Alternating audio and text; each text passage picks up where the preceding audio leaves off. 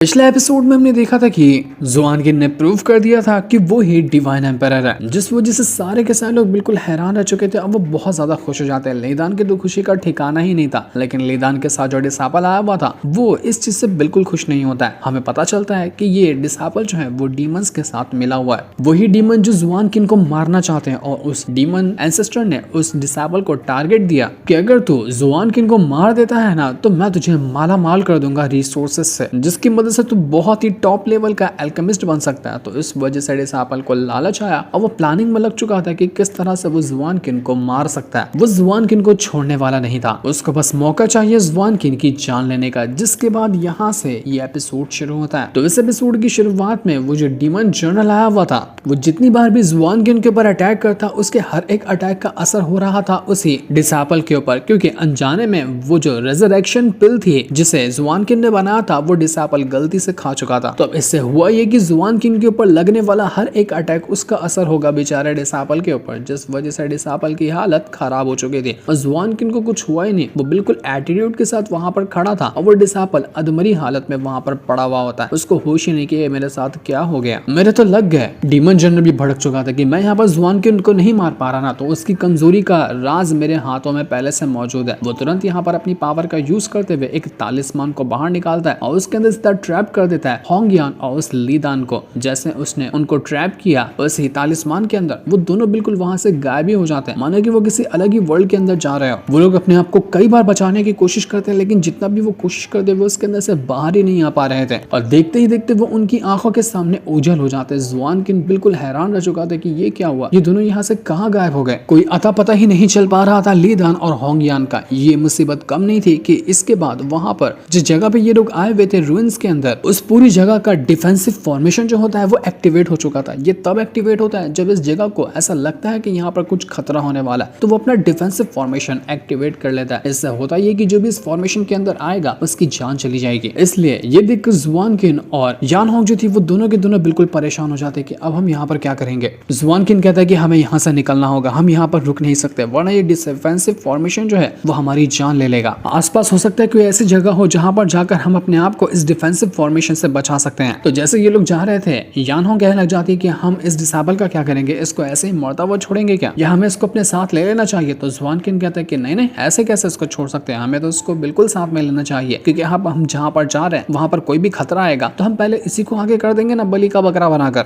सारे खतरों को ये झेलेगा और हमें आगे जाने का रास्ता देगा। तो जुआनकिन उस डिसाबल को भी अपने साथ ही रख लेता है कि चल आजा मेरे बलि के बकरे, मैं तुझे भी बचा कर ले जाता हूँ। ये सभी के सभी यहाँ से भागना शुरू कर चुके थे और डिफेंसिव फॉर्मेशन पूरी की पूरी जगह को अपने चपेट में लेता जा रहा था। लेकिन जब ये लोग यहाँ से भाग ही रहे थे कि तभी अचानक से जमीन टूट जाती है और जमीन के नीचे बहुत बड़ा गैप बन चुका था। ये लोग कुछ सोच समझ पाते कि इससे पहले ही वो तीनों की तीनों उस गैप के नीचे जाकर गिर चुके थे, मानो कि अब वो पाताल के अंदर आ गए हों। ये जगह पूरी लावे से भरी हुई थी, जहाँ देखो वहाँ लावा और पूरी तरह से ये जगह ऐसी लग रही थी कि यहाँ कोई 2 मिनट भी खड़ा रहे तो जल कर भुना जाए। जुआनकिन भी देखकर हैरान रह चुका था कि ये कैसी जगह है, हम कहाँ पर आकर पहुंच गए। यान होंग भी बिल्कुल हैरान रह चुकी थी।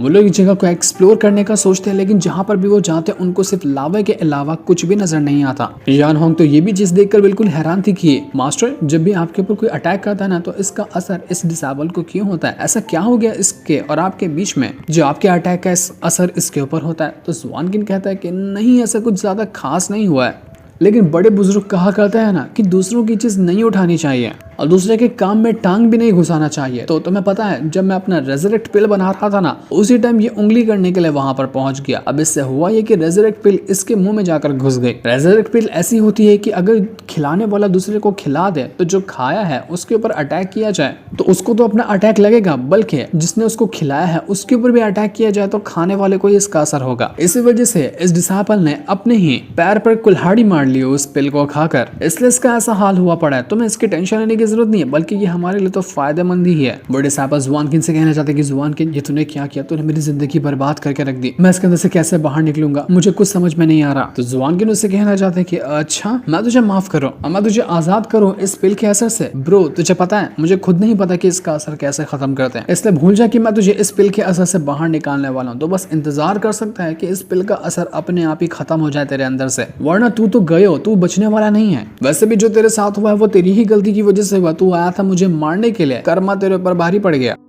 बेचारा डिसापल पागल हो चुका था। वो कहने लग जाता है कि नहीं, ये नहीं हो सकता, मुझे अपने आप को कैसे भी करके बचाना होगा वरना मेरी जिंदगी ऐसे ही खत्म हो जाएगी। जुआनकिन जो था वो यानहोंग से कहने लग जाता है, यानहोंग तुम्हें कुछ पता है क्या कि हम किस तरह से इस लावे को क्रॉस करके आगे बढ़ सकते हैं? क्योंकि मुझे तो अब आगे जाने का, ना ऊपर जाने का, ना नीचे जाने का कहीं पे भी रास्ता नजर नहीं आ रहा। क्या तुम्हारे पास कुछ ऐसी ट्रिक है जिसकी मदद से हम लावे के जरिए आगे बढ़ सकते हैं? तो होंगयान कहने लग जाती है कि हाँ, मेरे पास एक ट्रिक तो है जो कि काम आ सकती है। इसके बाद वो अपना एक हेयर क्लिप बाहर निकालती है और जैसे उसने अपनी पावर को एक्टिवेट किया था, वो हेयर क्लिप जो होता है वो बड़ी सी बोट में कन्वर्ट हो जाता है। वो बोट काफी ज्यादा स्ट्रॉन्ग थी और इतनी स्ट्रॉन्ग होती है कि आराम से उसके ऊपर खड़े होकर लावे को भी क्रॉस किया जा सकता है। तो ये लोग लावे को क्रॉस करने के लिए उसी बोट पर सवार हो चुके थे। जुआनकिन कहने लग जाता है कि ये जगह बहुत ज्यादा खतरनाक है। अगर उस डीमन जनरल ने लीदान और होंगयान को अगर कैद भी किया होगा तो उसको यहाँ पर लाना चाहिए था ना, लेकिन लीदान और होंगयान अभी कहाँ मौजूद है मुझे तो उसके बारे में पता ही नहीं। मुझे उन दोनों को बचाना होगा। हमें तो अभी तक ये तक नहीं पता कि हम किस जगह पर मौजूद है और यहाँ से बाहर कैसे निकलेंगे। जहाँ देखो सिर्फ लावा के अलावा कुछ भी नजर ही नहीं आ रहा। जुआनकिन जो था वो आसपास की जगह पर अच्छी तरह से नजर रखे हुआ था कि यहाँ पर कुछ तो ऐसा मिले जिसकी मदद से पता लगाया जा सके कि ये जगह कैसी है और यहाँ से बाहर कैसे निकलना है, वरना अगर ऐसे ही यहाँ पर रहेंगे तो उनका मरना तो बिल्कुल तय है। जैसे जैसे ये लोग आगे बढ़े थे, लावे के अंदर से जब उबाल मारता तो लावा ऐसा बुलबुले जैसा फूटने लगता, जिस वजह से अगर किसी के ऊपर भी लावे का असर जाए तो वो बंदा मर सकता है। लेकिन जुआनकिन ने अपनी पावर का यूज करते हुए सामने एक प्रोटेक्शन बैरियर क्रिएट कर दिया था ताकि उसके दोस्त को यहाँ पर कुछ भी ना हो। काफी देर तक के सफर करने के बाद और काफी दूर आने के बाद उनको एक प्लेटफॉर्म नजर आता है जो कि इस लावे से भरी जगह पर होना काफी ज्यादा मिस्टीरियस बात है। जुआनकिन को लगता है कि हो सकता है ये वही जगह हो जहाँ से हम इस जगह से बाहर निकल सकते हैं। तो वो डिसापल से कहता है कि डिसापल खड़ा क्या है यहाँ पर, सबसे पहले तू आगे जा और जरा देख के आ कि ये कैसी जगह है और यहाँ पर से बाहर निकलने का रास्ता है भी या नहीं है। तो वो डिसापल आगे बढ़ता है और जैसे वो थोड़ी दूर आया था उसको जमीन के ऊपर कुछ राख वगैरह नजर आते हैं। जब अच्छे से वो डिसापल देखता है तो उसको पता चलता है कि ये तो पिल वगैरह के राख है। इसका मतलब ये है कि यहाँ पर किसी न किसी तरह की पिल को रिफाइन किया गया था और उसका बचा हुआ जो हिस्सा है वो यहाँ पर मौजूद है। पर अब इतनी खतरनाक जगह पर, ऐसी जगह जहाँ सिर्फ लावे के अलावा कुछ भी नहीं है, यहाँ पर कौन पिल रिफाइन करने के लिए बैठा हुआ था? यहाँ पर तो इंसान आने से पहले भी उसकी रूह कांप जाए तो यहाँ पर बैठकर कौन पिल रिफाइन करता है? और जब वो डिसापल चेक करता है तो उसको पता चलता है कि यहाँ पर जो पिल रिफाइन करी गई थी ना, उसका नाम है फायर एलिमेंट स्पिरिट पिल, जिसको रिफाइन करना इतना ज्यादा टफ होता है जिसका हिसाब भी नहीं लगाया जा सकता। तो अब मतलब साफ था कि जो भी बंदा यहाँ पर पिल को रिफाइन कर रहा था ना, वो कोई मामूली बंदा नहीं होगा, वो टॉप लेवल का एल्केमिस्ट हो सकता है। जुआनकिन ये देखकर कहने लग जाता है कि वाह, ये तो बड़ी कमाल की बात है। ऐसा लग रहा है कि यहाँ पर कोई ना कोई तो बंदा रहता है जो इस जगह पर राज करता होगा और यहाँ पर वो पिल रिफाइन करता होगा। उसको पिल रिफाइन करने के लिए जो रिसोर्सेस लगते होंगे अपने फर्नेस को स्ट्रॉन्ग बनाने के लिए, वो यही लावा होंगे। इन्हीं लावे का इस्तेमाल करते हुए वो अपनी पिल को रिफाइन करता होगा। अब तो जरा मेरा भी मन हो गया है कि मैं उस बंदे से मिलूं कि वो है कौन। डिसापल बताने लग जाता है कि मुझे ऐसी ना हल्की हल्की सी फीलिंग आ रही कि यहाँ पर किसी तरह का फॉर्मेशन लगा कर रखा गया है कि जो भी घुसपैठिया यहाँ घुसने की कोशिश करे ना, उसकी जान चली जाए, क्योंकि ऐसी जगह पर आना किसी का भी अलाउड नहीं होता है। और हम यहाँ पर आए हैं ना, इससे वो एल्केमिस्ट बिल्कुल भी खुश नहीं होगा। तो हमें हमारा एक एक कदम फूंक फूंक कर रखना होगा, वरना हम बड़ी मुसीबत में फंस सकते हैं। बाहर से तो डिसापल जुआनकिन और यानहोंग को डरा रहा था, लेकिन अंदर से वो कह रहा था कि काश अगर मुझे उस एल्केमिस्ट की बची हुई कुछ चीजें मिल जाए ना, जो वो यहाँ पर भूल गया होगा, तो मैं तो माला माल हो जाऊंगा। इससे मुझे उस एल्केमिस्ट की टेक्निक्स पता चलेगी, उसके कुछ रिसोर्सेस मिल जाएंगे जिनकी मदद से मैं इसी तरह की पिल को रिफाइन कर पाऊंगा खुद के लिए, जो कि बहुत अच्छी बात है। मुझे बस यहाँ पर ढूंढना चाहिए कि क्या उस एल्केमिस्ट ने अपना कुछ भी यहाँ छोड़ कर रखा है या नहीं रखा। एक बार मुझ पर से ये रेजरेक्शन पिल का जो असर है वो खत्म हो जाए ना, तो उसके बाद जुआनकिन देख लेना, ऐसी मौत तुझे मारूंगा ना जिसके बारे में तूने सोचा भी नहीं होगा। मेरा जो तूने हाल किया है इसको मैं बर्दाश्त नहीं कर सकता। जितना दिन तू जिंदा रहता है ना, खुश रह ले। एक बार जैसे ही पिल का असर खत्म होगा उसी टाइम तू मरेगा। मैं तुझे मारूंगा, मैं उस डीमन एंसेस्टर को भी यहाँ पर ले आऊंगा और तेरे बचने के चांसेस बिल्कुल जीरो कर दूंगा। वो यहाँ पर जुआनकिन से कहना चाहता है कि मास्टर, मुझे लगता है ना कि हमें आगे बढ़ना चाहिए। हो सकता है कि हमें यहाँ पर कुछ और चीजें मिल सकती हैं। ये ऐसी जगह है जिसे हर कोई एक्सप्लोर करना चाहेगा, बिल्कुल खजाने से भरी हो सकती है ये जगह। तो चलिए हम आगे बढ़ते हैं। जिस पर जुआनकिन कहने लग जाता है कि ठीक है, फिर अच्छी बात है, हमें रास्ता लीड करवाओ तुम और हम तुम्हारे पीछे पीछे चलते हैं। तो ये सारे के सारे लोग वहां से आगे बढ़ना शुरू कर चुके थे। जैसे जैसे ये आगे बढ़ रहे थे, वो जगह और ज्यादा खतरनाक होती हुई नजर आ रही थी, मानो कि ये लोग मौत के मुंह की तरफ ही बढ़ते हुए जा रहे हैं। वो डिसापल जो था जब देखता है अपने आप को, तो उसको पता चलता है कि ये रेजरेक्शन पिल जो है ना, इसका असर अभी हल्का हल्का कम हो रहा है। ज्यादा टाइम नहीं है कि ये असर पूरी तरह से खत्म हो जाएगा। एक बार बस ये हो जाए तो मैं अपना प्लान एग्जीक्यूट कर सकता हूँ, लेकिन जब तक ये नहीं होता ना तब तक कि मुझे उस डीमन जनरल और उस डीमन एसेस्टर को भी यहाँ पर नहीं बुलाना चाहिए, क्योंकि उनको नहीं पता है कि अगर वो जुआन किन के ऊपर अटैक करेंगे तो असर मुझ पर होगा। वो लोग तो अंधाधुन आने के बाद जुआन किन के ऊपर अटैक करना शुरू कर देंगे। इससे जुआन किन तो नहीं मरेगा बल्कि मैं ही मर जाऊंगा।